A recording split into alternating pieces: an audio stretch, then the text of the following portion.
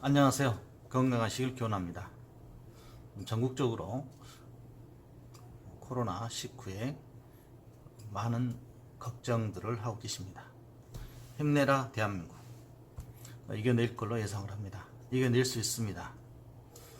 작년에는 뜻하지 않게 일본과의 무역전쟁에 의해서 힘든 시기가 있었습니다. 지금은 코로나 다들 건강하시고 잘 이겨서 좋은 모습 보여줬으면 합니다. 서로의 격려가 필요한 시기인 것 같습니다. 여수정원 부동산에서도 힘내라 대한민국 지지합니다. 비켜라 코로나. 이번 주 다음 주가 방역 당국에서는 기로에 있다고 합니다. 협조를 적극적으로 해서 일단은 코로나를 이겨낸 다음에 원인을 찾아야 될 것 같습니다. 코로나의 영향으로 급작스럽게 일주일간 자산시장은 요동치고 있습니다. 특히 환율시장과 주식시장은 급락과 급등을 하고 있습니다. 역시 한머니들이 가만히 놓지 않습니다. 한머니들이 틈새를 공략하고 있습니다. 외환시장의 방어와 주식시장의 하락은 상관관계가 깊습니다. 한머니들의 특징은 외환시장을 공격해서 채권시장으로 가서 주식시장으로 돌아옵니다. 간단하게 저희들이 생각하면 앉아서 지금 20% 이상을 손해보고 있습니다. 실적으로 자산가치가 달러 대비 20%, 20%까지는 아닙니다만 전체적으로 본다면 그 정도의 충격은 있어 보입니다. 주식시장도 당분간은 V자 반등은 어려워 보입니다. 착륙해서 심리적인 안정을 취해야 되는데 중국이 먼저 코로나의 영향에서 어느 정도 급락 후에 어느 정도 안정을 찾아가는 모습인데 국내 증시도 그런 모습을 보일 걸로 예상을 합니다. 문제는 미국입니다. 지난번에 미국 테슬라 주가의 고점이 지나가고 있다 영상을 보여드렸는데 나스닥은 거의 고점에서 이제 방향성을 정해야 될 것 같습니다. 코로나는 중국과 한국의 주식시장과 자산시장에 커다란 상처를 입혔지만 또 반대로 생각한다면 내성을 길러줬습니다. 그동안에 10년 정도의 박스권 최근에 답답했던 주식시장에서 어떤 돌파구가 이제 마련되는 것 같습니다. 향후에 미국의 주식시장과 중국 시장과 국내 주식시장의 디커블링이 과연 이루어지냐가 초미의 관심사입니다. 개인적으로는 디커블링이 이루어질 걸로 예상을 합니다. 미국 시장의 하락은 중국 시장과 한국 시장의 긍정적인 요인으로 작용할 걸로 예상을 합니다.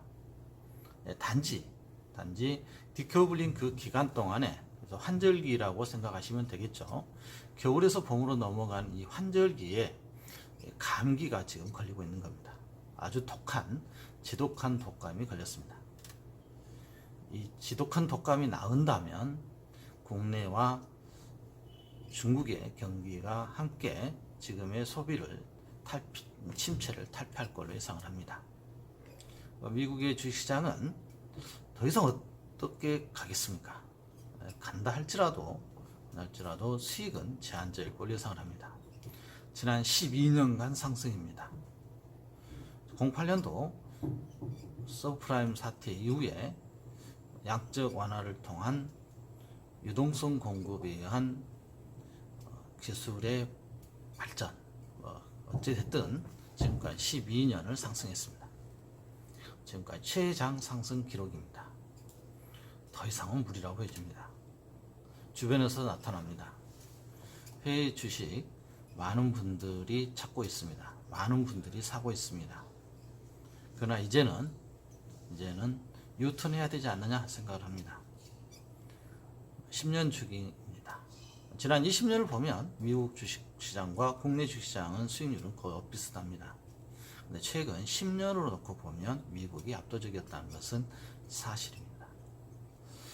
이번 기회가 아마 외국에 나가 있는 자본들이 국내 주시장에 또 국내 채권 시장이라든가 국내 부동산 시장에 들어올 수 있는 좋은 기회를 만들어준 것 같습니다. 위기가 기회란 말이 있습니다.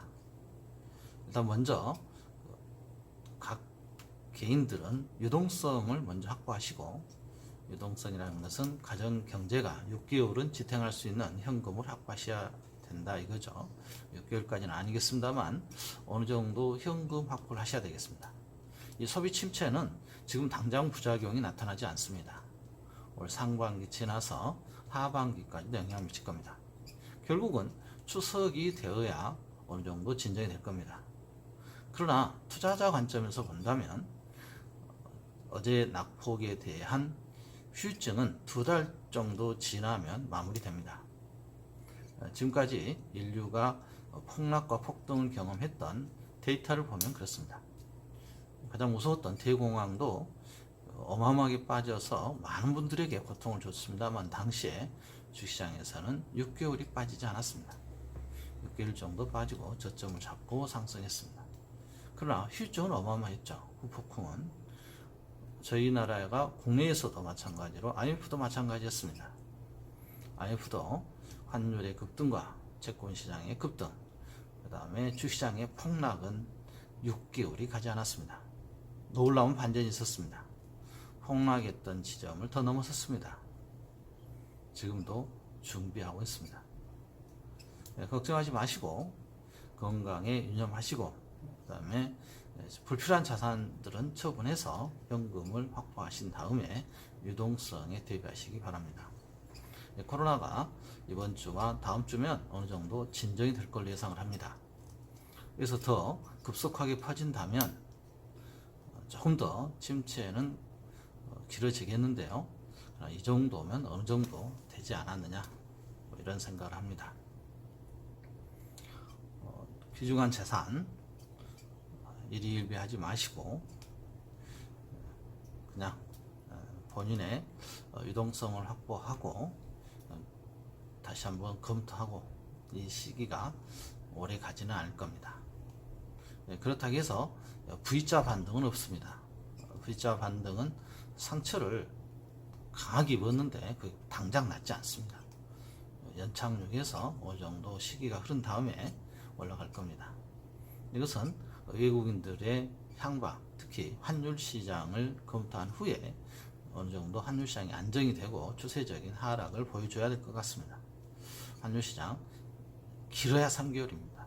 길어야 3개월 등락을 하면서 한머니들의 전정태가 되겠지만 그 안에서 큰 대상 입지 않았으면 하는 바람입니다. 국내에서는 추경을 편성할 것이고 금리 인상은 물 건너갔습니다. 아주 물 건너갔다고 보여집니다. 추가적인 금리 하락도 논의가 되고 있습니다. 추경 예산과 금리 하락은 유동성이 공급해주는 측면에서 보면 채권 시장의 강세가 나타납니다. 알려주고, 정답을 이미 알려주고 시작하는 거니까 채권 시장에서는 강세가 나타나겠죠. 그렇다면 투자자 입장에서는 한문이들에게는 이미 정답을 알고 투자하는 거죠. 환율 시장의 급등, 채권 시장의 막대한 이익, 그 다음에 주식시장의 헐값, 그래서 우량주를 충분히 담을 수 있는, 그 다음에 부동산 시장의 저평가. 상대적으로 이제 부동산 시장도 외국인 입장에서는 매력적으로 다가왔습니다. 할인되고 있습니다. 국내 투자자들은 약간은 힘드시겠지만 잘 버텨내시고, 우량자산이면 유동성에만 문제 없다면 처분하시면 후회하게 됩니다. 신용 잔고가 좀 많아서 깡통냅니다. 자본의 논리는 독하죠. 잘 관리하셔서 5월 이후에 나타나는 상승장에 참여하시기 바랍니다. 여수 부동산은 문제 없어 보입니다. 소득 대비 신축 아파트의 절대적인 부족, 전국에서 지역적으로 향후에 가장 뜨거울 지역이 여수라고 보여집니다. 다음 시간에 뵙겠습니다. 힘내라 대한민국.